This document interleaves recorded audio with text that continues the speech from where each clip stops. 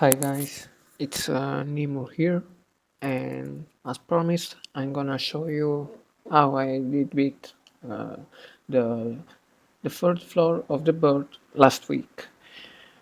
As you can see, I'm using the HP recovery set.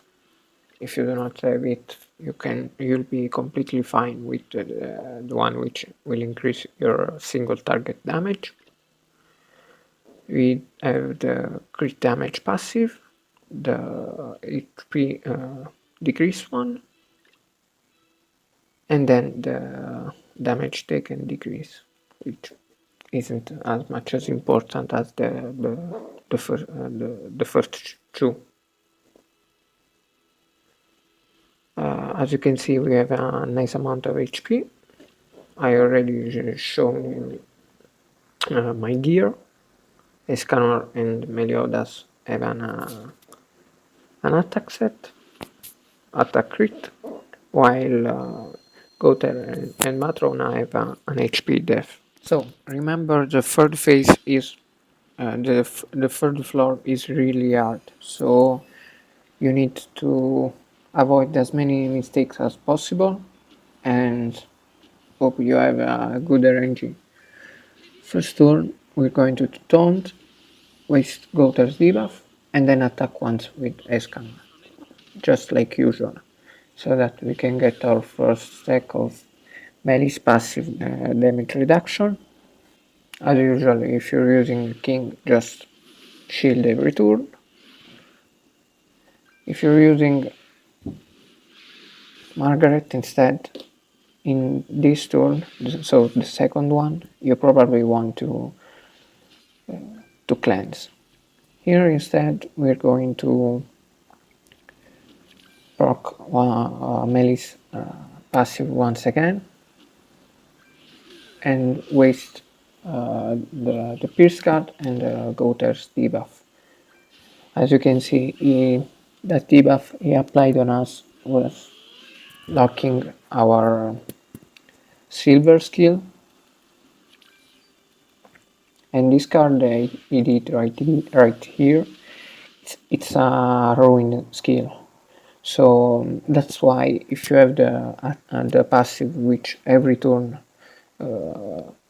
decreases your attack and defense, this ruin skill will do a lot of damage because you will remove that debuff, but doing so you will do 20% more damage for each debuff you have on your character. So that's why I do not like that passive. Here the the debuff you applied on us already ran out, so this skill almost did no damage to us. Luckily here he only had two bronze skill, otherwise my Matrona would have died.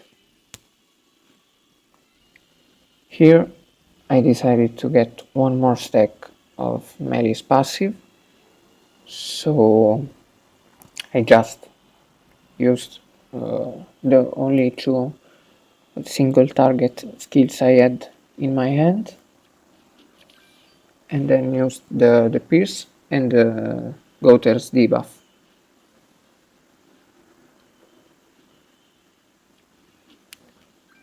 We have a nice amount of rank ups, and just like second floor, ideally you want to get into the second phase with a taunt, because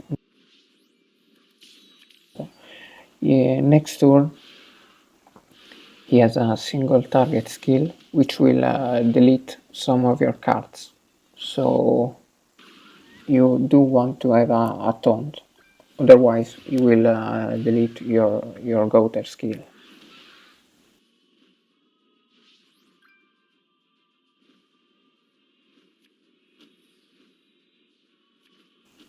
So here I was going, I thought of using the ult first, but then I just said I might as well save it for the second phase, and went instead for the double pierce card. which was enough.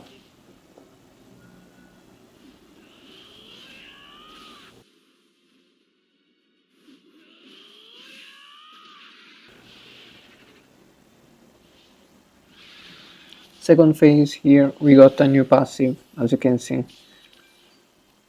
We had the configure target, which is, it's not too bad. Honestly, here it doesn't matter that much. I mean, the attack related stats, it's not too bad, and also the power strike, it's probably the best one you can get. The configure target isn't too bad for us, just because we do not have that the attack and defense decrease passive. So yeah, this turn we do have some debuff on us, so he will crit us every turn, every time he uses a skill, but we won't have that many debuffs on us, so this passive isn't too bad. The powerful strike, it's probably the best one you can get, and then there's the last one, the damage reflect one, which honestly it's not the best, because if he has that every first turn of every phase, you will have a reflect, so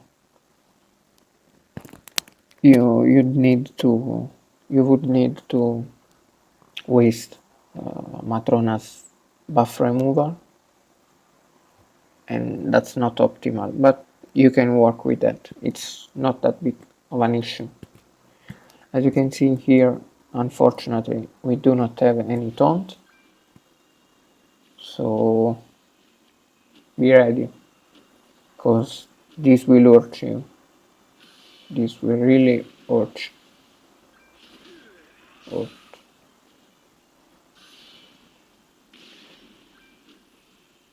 I have so many rank ups and they're all gone. Every last one of them.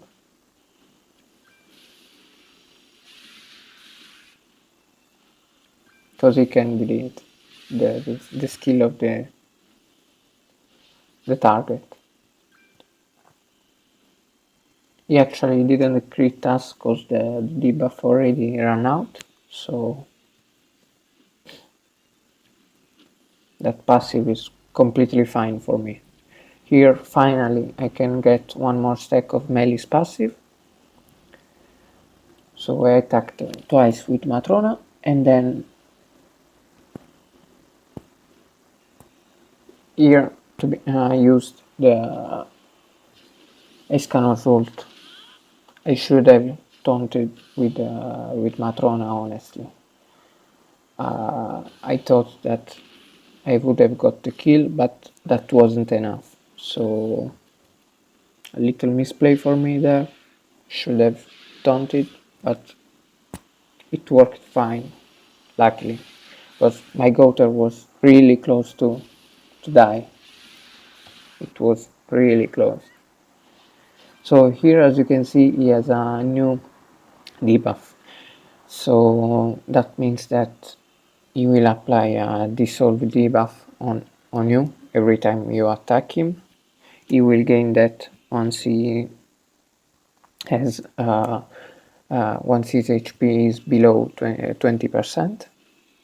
So here I decided to rank up my melee, attacked twice with Escanor since he had the immunity.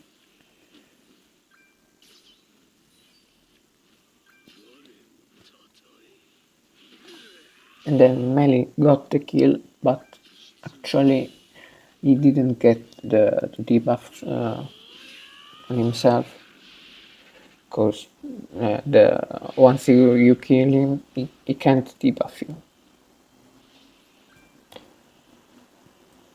So here we're going to taunt, rank up melee, and attack with him twice. Here, as you can see, the last card will always be a debuff. So the first turn you will lock, you will be unable to use your stance card. The second turn you won't be able to use any debuffs, and then you will lock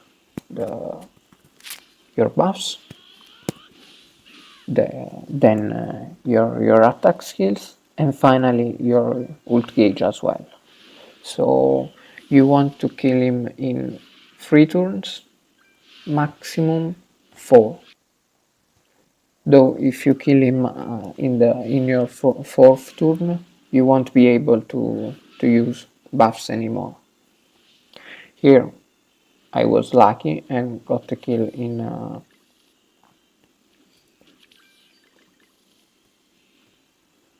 I was trying to get the kill in 2 turns, but it wasn't enough. I got both Melis and Escanor's ult, but it wasn't enough to get the kill, and it was fine because I was actually trying to. I just said, if I kill, I kill. If I do not kill, it's fine. I will have one more chance of drawing a new taunt for Matrona, which unfortunately I didn't got. Here, as you can see, he buffed himself, so he has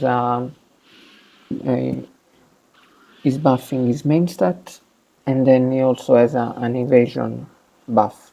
So I used Melis ult with his 3-6, but also at 1-6 can remove his buff, and got the kill.